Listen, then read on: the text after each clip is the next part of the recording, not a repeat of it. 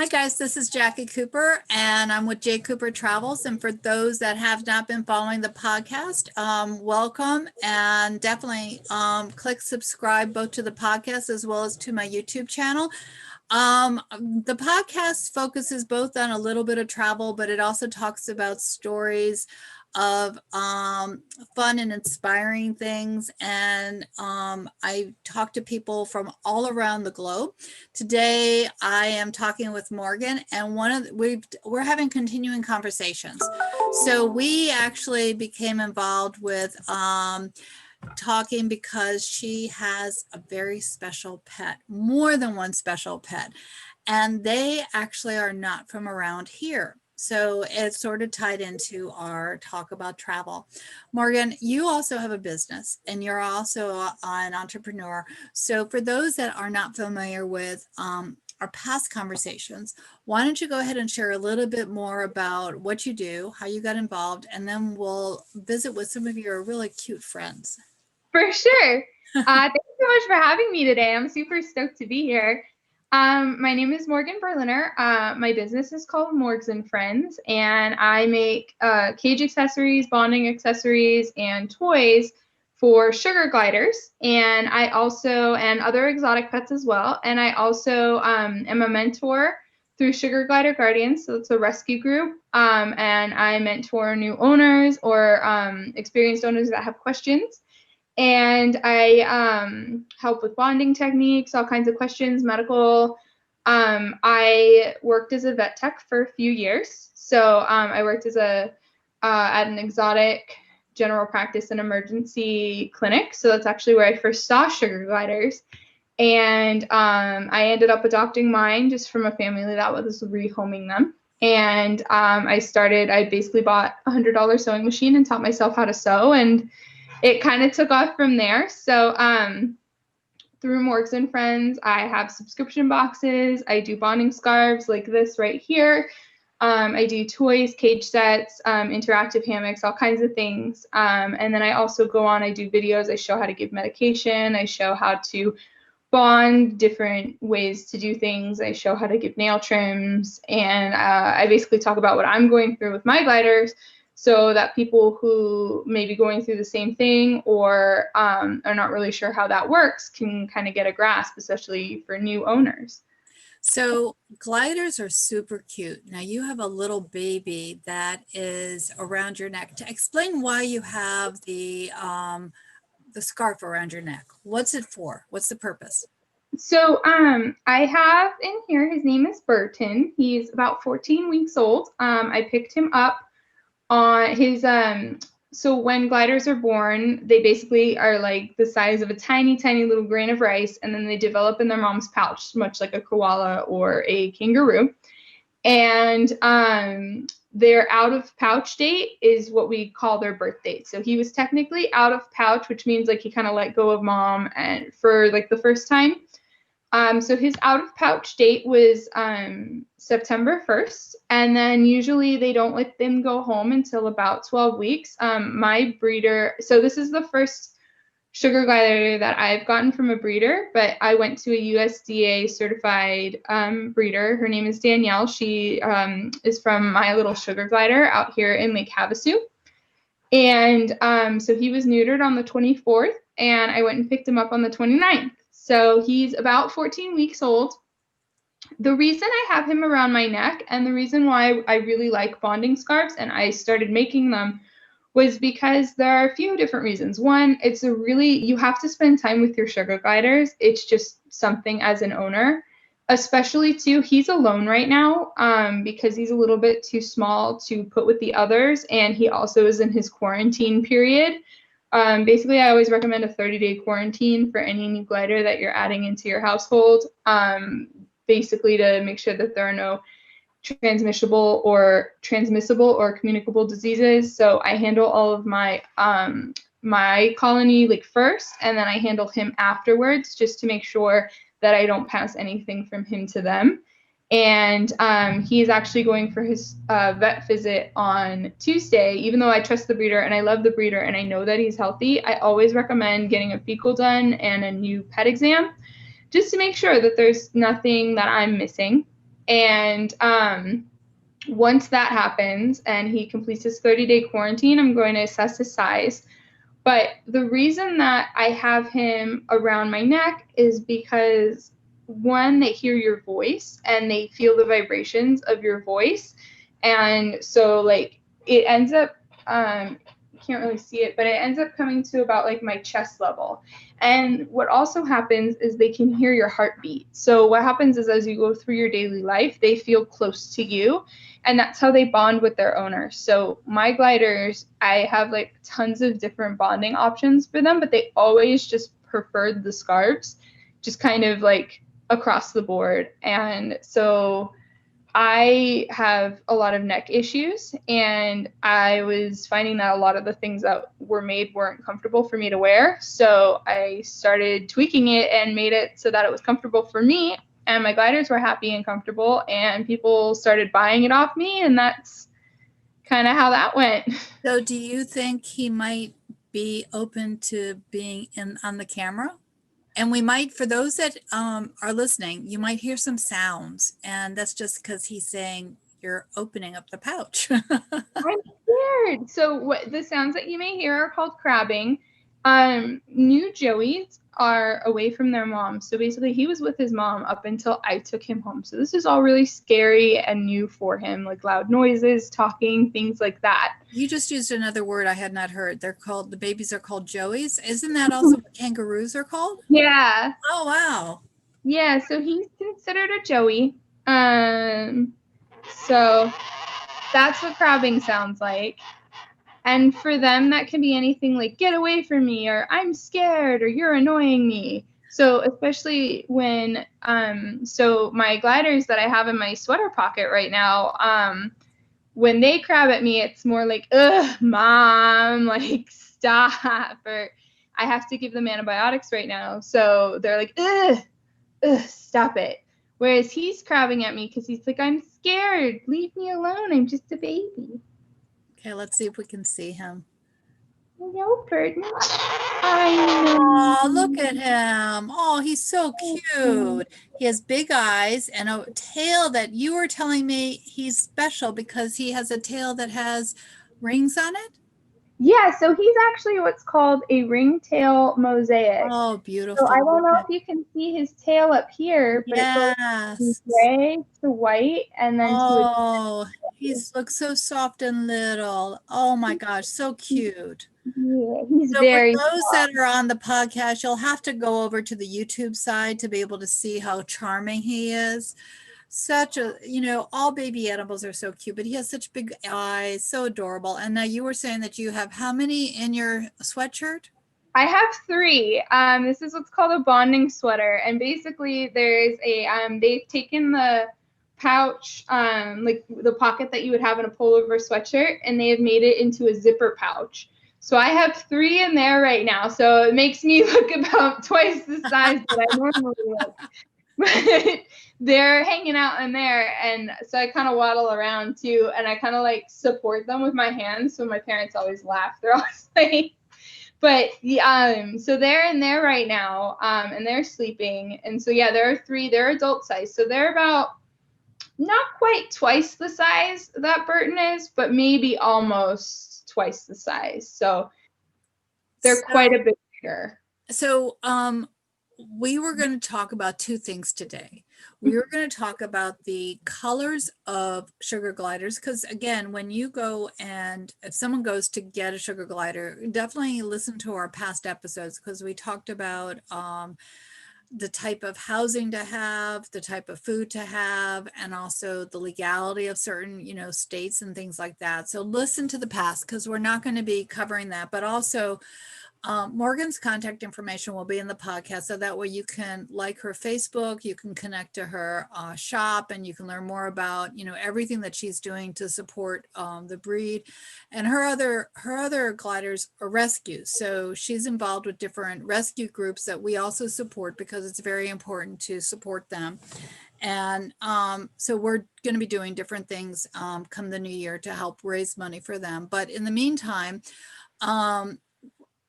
you might decide when you get a glider that you want a certain color. So how many different colors are there? How do you figure this out? You were talking about a Rubik's Cube, and that was kind of cool.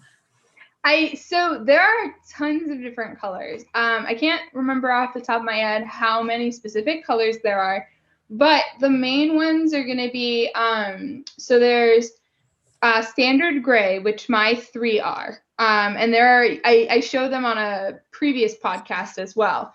And then Burton here is what's called a ringtail mosaic. So mosaics are going to have a whiter face, and they're going to have that skinnier dark line in the middle of their head. And then he has that ringtail that basically it goes from like gray to white in segments and then back to dark gray. So that reminded me of a raccoon when you were describing it.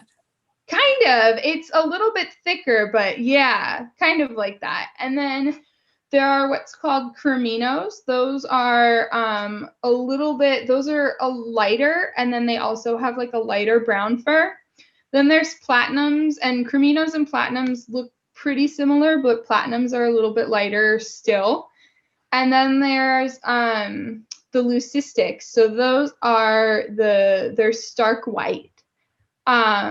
And then they all have the same body shape. And then I believe I believe some people call them the albino ones, but they're basically like leucistic, but then they have red eyes. And creminos most of the time will have red eyes as well. And then some breeders you'll see have they have caramels. So they're a little more on like the brown side.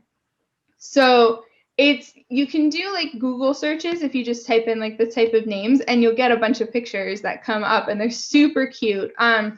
The breeder also that I went through is called My Little Sugar Glider. If you go onto her website, you can see like different joeys, and you can click on her joeys that she either has like sold or has available, and you can see, so it's called like a het, like heterochromosome. So they'll tell you what het they are and what, so he is part, I believe I can actually double check. Let me tell you, I can tell you exactly what Burton is in a second,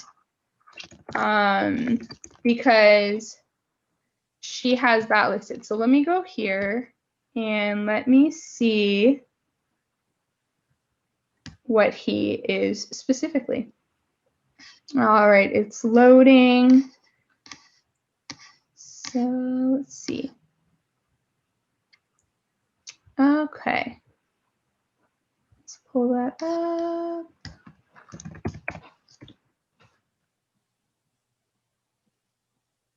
It's loading, so give me a second. Okay, so it's not. All right, it's not coming up right here, but basically what I can do is I can pull up any type. So let me pull up this one. This one is all white with black eyes. And so he is a leucistic male. So as far as color, he is leucistic and then possible mosaic. So the way that you can share screen if you want. Oh, yes, I can. Okay, so let's go here. It's the beauty of technology, everyone. Oh, sorry about that. I feel like I know technology, but then sometimes I just really don't. It's okay. It's all right. We're going to try to give you a picture. And oh, so cute. So this is truffle. And so this tells you right here, it'll tell you. So if you're ever curious or you're looking, you can see exactly what the color is. So for those that are on the podcast, we're looking at a white little baby, and it sort of has like little hands, but you know, if you know what a sugar glider is, they end up having this webbed, correct me if I'm wrong, they're able to spread their arms out, and that way they fly, right?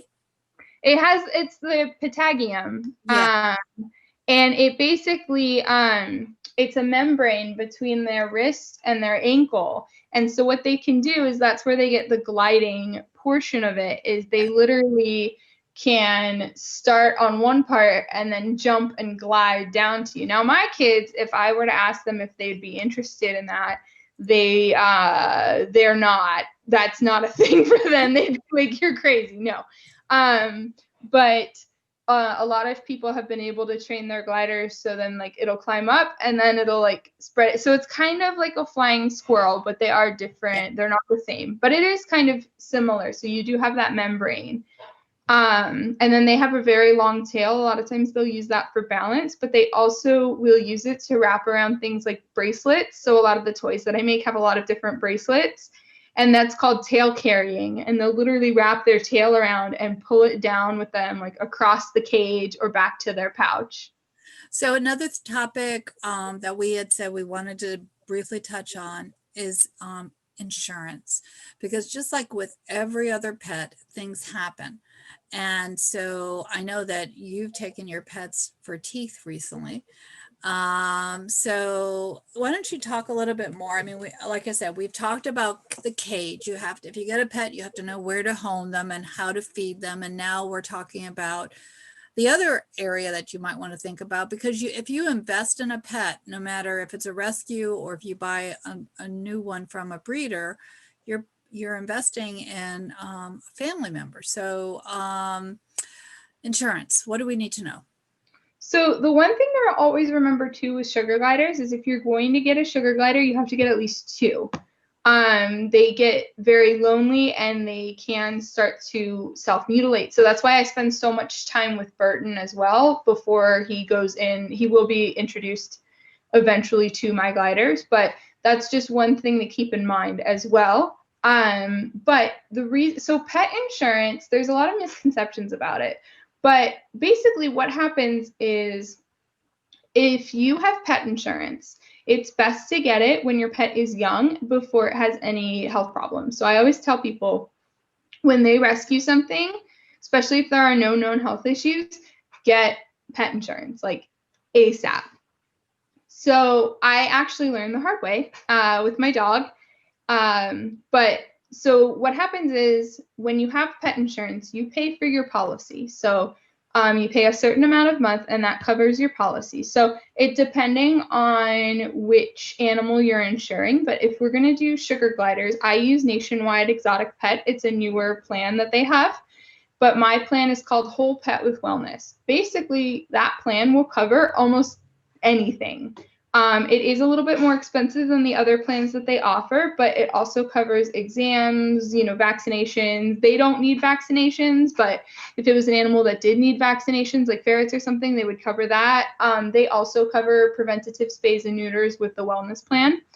And I do have a video on my Facebook page that goes like really in depth about this. But for my gliders, what I do is so they won't cover anything that has happened before this insurance plan has become active. So you have, for Nationwide, you have a 2-week waiting period. Basically, they want to make sure that your animal, that you're not holding off on taking it to the doctor, and you're not just like running in to get it like insurance and then you're going to take it right to the doctor because it's sick. They want to make sure that your animal is healthy when you buy insurance for it. So what happened is you buy insurance for it and then you wait the 2-week period. Then after that 2-week period, you're active. So all you have to do is pay your monthly premium. So if you want to use it, so what happened with me basically was I may or may not have been having a White Claw on like a Sunday afternoon. And I saw somebody mention it and I was like, I'm going to get it for my gliders and I'm going to do it right now. So I did, because it's been something that was just kind of bouncing around my head. And I was like, no, you know what? I'm doing it. I'm doing it right now. So I did. And I called. And about 2 weeks later, I got the email saying that everybody was active, all 3 of them. And I was like, cool, good to know. About a day and a half later, or no, the next morning, maybe like 3 days later, I check over everybody every morning and like say hello, we greet, give treats. And I look and I see on Jasper, he's one of my sugar gliders, I see something weird like on his lip, like a little dot. I'm like, what is that? So I touch it to see, because like in vet tech, it's like, okay, like touch it, smell it, like look really close, like see what it is. So I did, and all of a sudden it started oozing, and I'm like, oh, sir, So it turned out to be a dental abscess that we don't know how long it was under there for, but you can't really tell until they come to the surface. And it had literally just surfaced that day. And lucky for me, he's a really fiscally responsible gentleman, and he waited until his insurance plan had been covered. But so basically, what happens is, so you have what's called a deductible. And so my deductible, for my gliders, it's $100. So basically what I have to do is I have to pay $100 to the vet. And after that $100, Nationwide covers 90% of everything else. So for Jasper, he needed a dental, and he needed what we had to do, actually a CT scan. So he had to be put under anesthesia because gliders' mouths are so small that you can't actually see on x-ray like you would on a dog or cat. And we wanted to make sure that his jawbone wasn't infected as well before we tried to go in there and do a dental.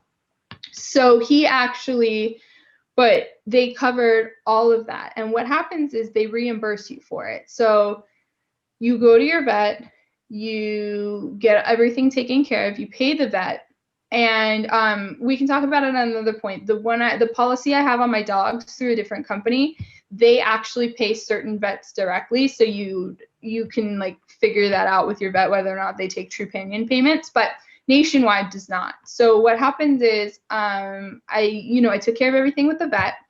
I came home, I got Jasper's records, and I submitted everything in, and you submit a claim.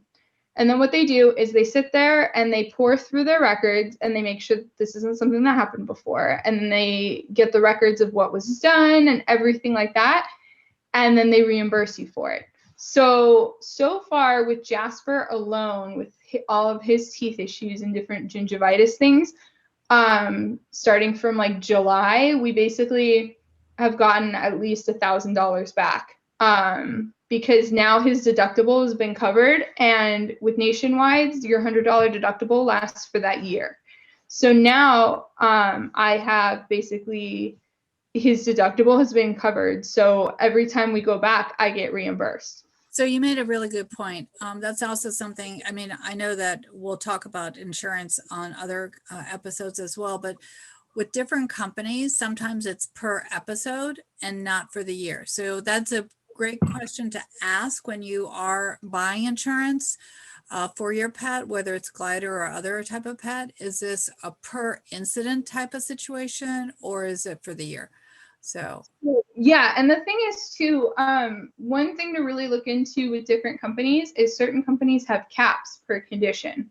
So I don't believe that Nationwide has any caps per condition, at least not that I've been able to come across in my paperwork. But and I also have Trupanion for my dogs, and Trupanion does not have caps either. So the amazing thing is, one of my dogs, actually at 5 years old, I found a tumor in the front of his mouth, and he's totally fine. He's cancer free, but I had insurance on him, luckily, and our deductible was $500. So with Trupanion, it's a lifetime deductible for that condition. So my other dog, Jax, just had a few mast cell tumors removed, and we hit that $500 deductible. And then now every mast cell tumor that we had removed after that initial one is covered. And, we're not going to talk about the future because he's going to be perfectly healthy forever. But it's, so basically now, so Cody, they covered over $15,000 worth of veterinary services, from the surgery to remove like the quarter of his jaw to the radiation that was needed. And they actually paid our oncologist directly. So we didn't even have to do that. Basically, they paid 90% of everything. All we had to do was cover that 10% after they paid everything. So, and that was like, we paid probably around $2,000 for like $20,000 worth of vet care. And he was a perfectly healthy dog. I just noticed a necrotic smell coming from his mouth. And again, as a vet tech, smell it. And like stick your face in there and look around. And I noticed tooth decay or gum like decay, but there was no tartar. And that was a red flag for me. And the smell too was not, things don't smell necrotic unless there's a problem. So it had started to deteriorate some bone in his jaw, especially where like the teeth were. And so, but luckily, otherwise, I had caught it really early. And he is cancer free. We got it early. We totally, you know, we had to do some radiation because surgery didn't take care of the entire area. But if we hadn't have had insurance, you know, I've had some people who have said, you know, if you just contribute the amount of the premium to a savings account, you would be fine. But the thing is, I did the math, and if I had put a savings account, if I had put his premium that we pay each month into a savings account instead of having the insurance, it would have, from like the day I got him, it would have only been $6,000. So we would have still had $9,000 left to come up with. So the thing is, it gives you peace of mind because you don't have to worry about how much is the estimate going to be, or like, yes, I want to do this care, but I don't know how much it's going to be. Yeah, it's a lot to put up front, but knowing that you're going to get reimbursed makes it so much easier because you're like, okay, like it's fine. I'll put it on the credit card for right now and you'll be reimbursed. And they're both, Nationwide and Trupanion, are really quick about getting it to you. They have direct deposit options. So I'll literally wake up and be like, oh, hello. So it's definitely, you know, at this point, Nationwide has paid me more for Jasper than I have paid them, which is amazing. Yeah, it's definitely worth it. So appreciate all this great information. We're going to have continuing conversations both about insurance and the gliders. So for those that would like to get in touch, definitely the contact for Morgan will be in the podcast area below and also on the YouTube side. Morgan, any last minute thoughts that you might have that you want to share with anyone who's thinking about getting a glider? Just know that they do, you know, they do require nail trims and maintenance. So while they are really cute, they also take time to bond with. So like you saw, I have been at it for about 2 weeks with Burton, and it's going to be an evolving process. And it's something that doesn't usually happen like right off the bat. It can, but usually it is not something, they don't just bond with you. So you have to be prepared for an investment. They're not cheap.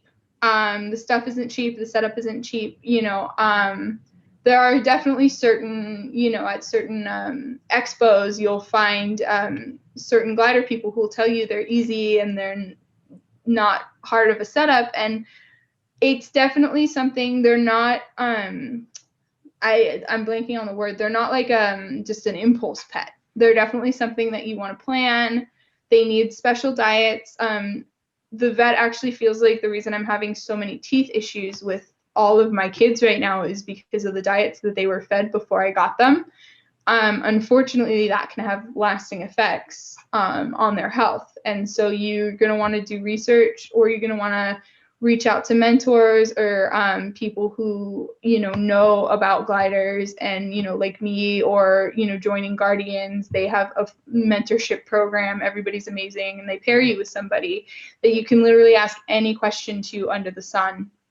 So definitely, like, make sure you do your research, make sure, you know, you research into your cages and you research into your vendors. You know, I'm an approved vendor, which means I have taken all of my stuff and I have sent it into veteran people, and they have tested it with their gliders to make sure that, like, yes, it is safe. Yes, it is. Like, they have put it in their cage, and like one of the groups I tested with, it had to get literally put in for a month to make sure it didn't fall apart with being played with constantly. And so, you know, unfortunately, you know, they're not delicate, but they are, and the wrong things can have pretty grave circumstances. So, you know, with wheels, everything like that, you know, reach out, do your research, and understand that they're an investment, you know, like insurance, veterinary care, things like that.